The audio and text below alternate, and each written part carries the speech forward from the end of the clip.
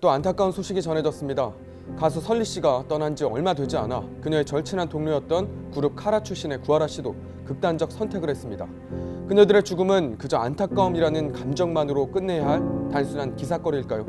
추모만 하는 것 말고 그 전에 우리가 할 수 있는 것은 없었을까요? 오늘 3분 뉴스 구하라를 구하지 못한 우리 사회를 돌아봅니다. 지난 24일 구하라 씨가 자택에서 숨진 채 발견됐습니다. 전날 자신의 SNS에 남긴 잘 자라는 말은 그녀가 세상에 남긴 마지막 인사가 됐습니다. 최근 구하라 씨는 전 남자친구 최모 씨와 법적 공방을 벌이며 힘든 나날을 보내왔습니다. 지난해 데이트 폭력 사건을 겪으며 최 씨가 불법 촬영 영상 유포를 빌미로 자신을 협박했다고 폭로했지만 오히려 인터넷과 SNS에서 일부 누리꾼들이 해당 영상을 찾는 등 2차 가해가 벌어졌습니다. 이후 악성 댓글에 시달리던 구하라 씨는 지난 5월 극단적 선택을 시도했다가 구조되기도 했습니다. 선정적인 악성 댓글과 관음적 보도에 시달린 그녀는 우울증 등 고통을 호소해왔습니다. 사법부가 내린 1심 판결 또한 그녀를 좌절하게 만들었습니다. 지난 8월 결론난 1심 재판. 재판부는 해당 영상을 촬영한 최 씨에게 징역 1년 6개월에 집행유예 3년을 선고했습니다. 상해 협박 등의 혐의는 유죄라고 인정했지만 가장 논란이 됐던 불법 촬영 혐의에 대해 무죄라고 판단했습니다. 피해자의 동의를 구하지 않고 찍은 것은 맞지만 당시 피해자가 촬영을 제지하지 않았고 몰래 촬영한 것으로 볼 수 없다는 것이 이유였습니다. 재판부에 대한 비난 여론이 거셉니다. 불법 촬영 혐의를 무죄로 판단한 것, 그리고 두 사람의 사적인 관계를 지나치게 자세히 설명한 내용을 판결문에 담았기 때문입니다. 이런 내용을 굳이 판결문에 담을 필요가 있을까요?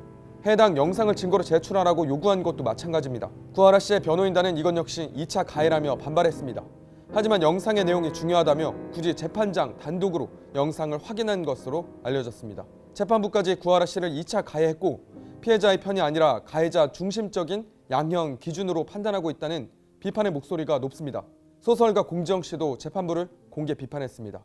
녹색당은 한때 연인이었던 가해자의 폭력과 성관계 영상 유포 협박으로 고통받고 조롱하고 동영상을 끈질기게 검색한 대중에게 고통받고 가해자에게 고작 집행유예를 선고한 판사에게 고통받은 그가 결국 삶의 가느다란 끈을 놓아버리고 말았다는 논평을 내기도 했습니다. 가해자 중심적인 성범죄 양형 기준을 재정비해달라는 청와대 국민청원은 20만 명을 넘었습니다. 언론을 향한 질타도 이어지고 있습니다. 일부 언론과 포털이 기사 조회수로 수익을 내는 구조 속에서 자극적인 제목의 기사를 양산하고 악성 댓글을 내버려두고 있다는 지적이 끊이지 않고 있습니다. 최근 포털 사이트 다음이 연예기사 댓글을 폐지하고 네이버도 서비스 일부를 개편하기로 했지만 악성 댓글은 줄지 않고 있습니다. 한 차례 극단적인 선택으로 누가 봐도 심리적으로 위험 상태였던 그녀에게 우리 사회는 어떤 도움을 줬는지도 돌아봐야 합니다.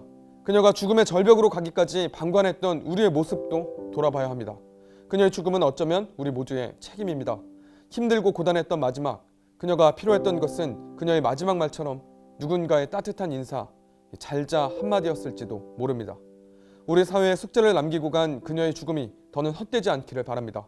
삼가 고인의 명복을 빕니다. 오늘 3분 뉴스는 여기까지 하겠습니다.